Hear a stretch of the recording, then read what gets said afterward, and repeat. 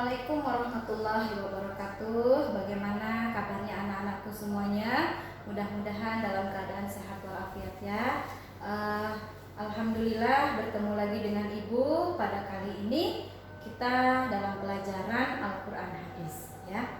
Al-Quran Hadis untuk kelas 9 semester pertama, materi pertama adalah tentang tajwid. Nah, selama 2 tahun kita belajar Al-Quran Hadis, tentunya sering bertemu dengan materi tajwid ya. Jadi kita pasti tidak akan lupa. Kita sudah tahu bahwa tajwid itu adalah ilmu yang mempelajari tentang tata cara baca Al-Quran ya. Kemudian di kelas 9 ini tajwidnya itu kebetulan kita melanjutkan hukum mad yang sudah kita pelajari di kelas 8 ya. Waktu di kelas 8 kita sudah belajar tentang mad. Tentunya yang pertama kita pelajari adalah pertama tentang mad tabi'i. Semua pelajaran materi mad pasti berawal dari mad tabi'i. Nah, kemudian mad tabi'i ini kita ingat sekilas dulu ya. Kita kembali dulu. Mad tabi'i ini panjangnya 2 harokat, kemudian cirinya ada 4.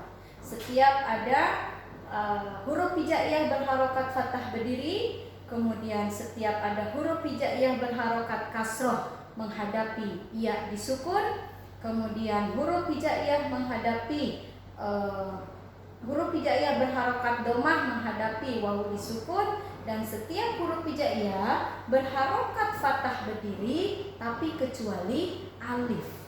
Ya, kalau alif fathah berdiri bukan mad tabi'i.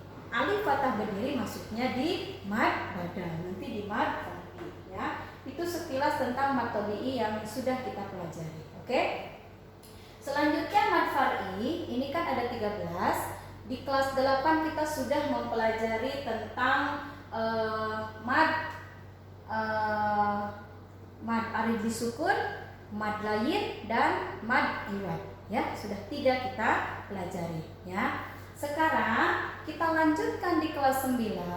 Yang pertama kita lanjutkan dari mad far'i ini yang sudah kita bahas 3 di kelas 8. Kita lanjut yang keempat adalah mad silah. Maaf ya, papan tulisnya kecil, jadi Ibu bagi dulu ya. Ini kita yang akan kita pelajari sekarang ya.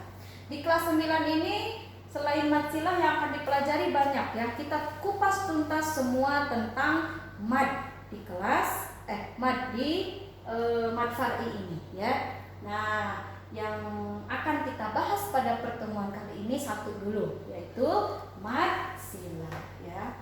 Yang pertama, mad silah ini, mad artinya panjang, silah adalah hubungan ya, silah ya. Nah, mad silah ini dibagi 2. Ada mad silah qasirah ya, ada mad silah tawilah. Mad silah qasirah dulu kita lihat. Mad silah qasirah itu asal kata dari qasron, pendek ya. Kalau mad silah tawilah asal kata dari tawilun, panjang. Apa yang dipendekkan, apa yang dipanjangkan? Yang dipanjang dan dipendekkan tentunya cara membacanya. Mad silah tawilah lebih panjang madnya, membaca madnya itu dipanjangkannya itu lebih panjang daripada mad silah qasirah. Nah, cirinya langsung saja ke cirinya. Kalau tajwid gak usah bertele-tele tentang pengertian ya. Pengertian itu langsung ke cirinya ya. Yang pertama mad silah qasirah kita bedakan langsung dengan mad silah tawilah.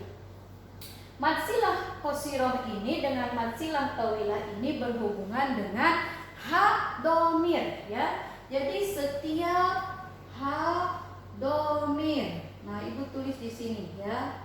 Setiap ada hak domir ya. Hak domir itu hak apa? Hak pengganti. Domir itu pengganti, kata ganti kalau dalam bahasa Indonesia ya. Seperti ini.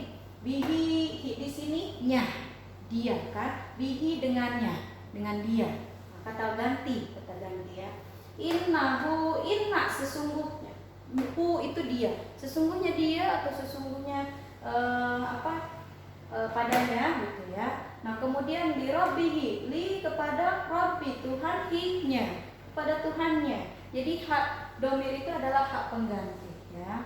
Nah, setiap ada hak domir ya menghadapi, kalau mad silah qasirah ya, setiap ada hak domir menghadapi huruf selain alif, huruf hijaiyah selain alif. Ibu tulis ya di bawah. Setiap hak domir ya menghadapi huruf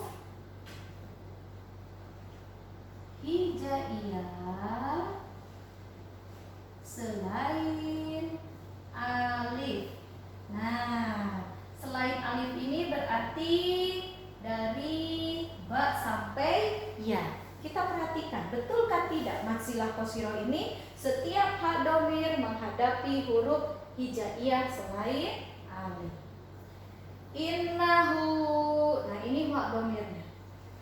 Biasanya kalau mad silah qasirah hak domirnya itu di domah atau di kasroh yang terbalik.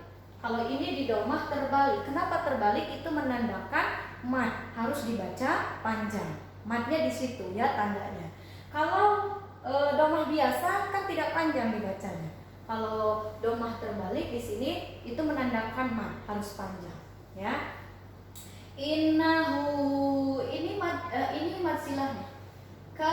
Ternyata ini hak domir kan? Ternyata setelah hak domir menghadapi huruf kaf. Betul tidak dengan ketentuan ini? Sama tidak dengan ketentuan ini? Sama kan? Nah, berarti betul ya bahwa setiap hak domir menghadapi huruf hijaiyah selain alif disebut dengan mad silah qasirah ya. Sedangkan mad silah tawilah yang ini sebaliknya dari sini. Ya, Ibu tulis. Setiap hak domir menghadapi alif.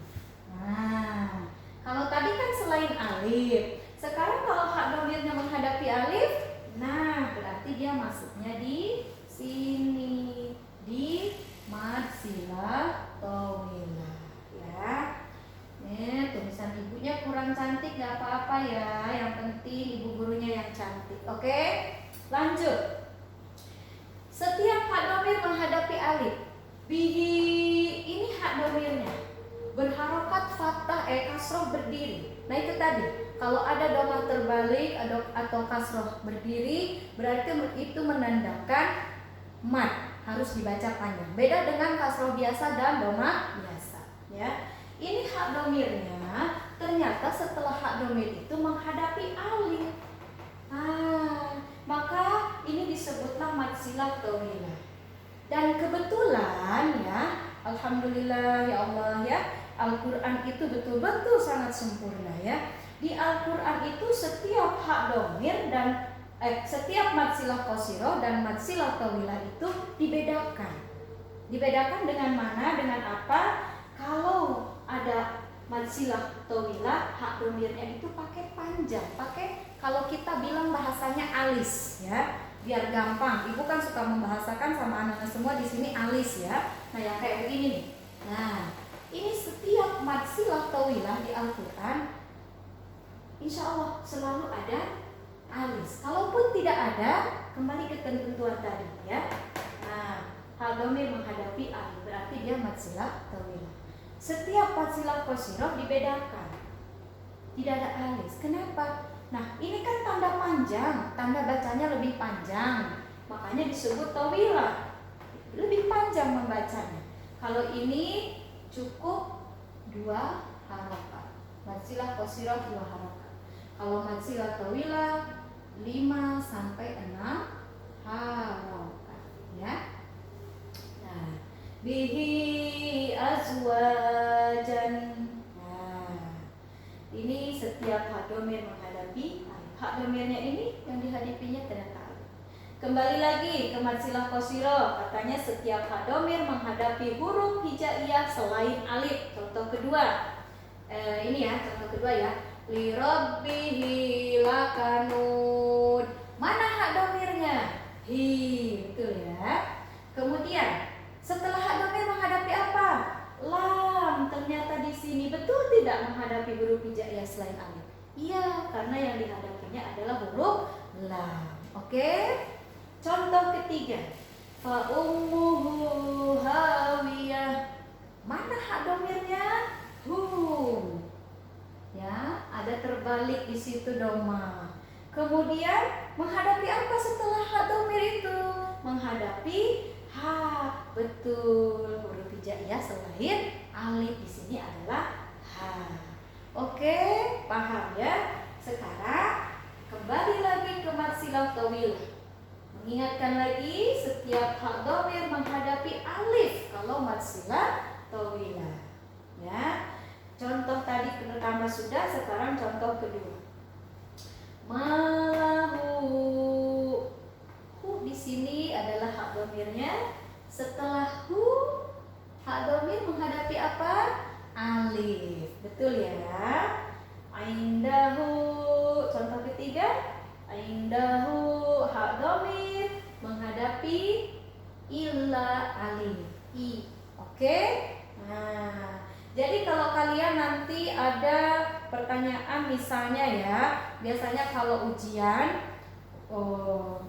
semester kah, kalau tidak pandemi begini ya, kita biasa kan ujian semester ya pakai kertas yang di-print dari komputer ya. Biasanya itu huruf-huruf dari komputer itu tidak ada ininya, tidak ada tanda panjangnya kalau kita bilang alis itu ya. Nah, kalian jangan bingung. Yang penting kalian bisa membedakan, sudah tahu ketentuannya bahwa kalau sudah hak domir menghadapi alif apa, kalau sudah hak domir menghadapi selain alif apa. Oke, sampai situ insya Allah paham ya. Ini tentang mad silah dulu. Nah, sebelum ibu kasih tugas supaya kita lebih paham, kita kan langsung biasanya ibu kasih tugas melalui Al-Quran ya, mencari hukum-hukum yang sudah dipelajari. Kalau sekarang belajar mad silah berarti kita mencari hukum mad silah di Al-Quran. Nah, sebelum kita mencari hukum-hukum di Al-Quran, nanti ibu tugaskan, silahkan ibu kasih waktu untuk mencatat sekitar 10 menit apa yang ada di papan tulis ya. Silahkan ya. Baik anak-anakku semuanya, itulah materi yang ibu sampaikan pada hari ini ya tentang mad silah. Tugas akan ibu sampaikan di classroom atau di grup WA. Surat apa, ayat berapa, kemudian perintahnya apa, nanti ibu share di classroom atau grup WA ya. Maka dengan demikian kita tutup materi kali ini, mudah-mudahan bermanfaat ya dan bisa mengerjakan tugas sesuai dengan apa yang ibu sampaikan. Mari kita tutup materi ini dengan bacaan alhamdulillah bersama-sama. Alhamdulillahirabbil alamin. Sekian, assalamualaikum warahmatullahi wabarakatuh.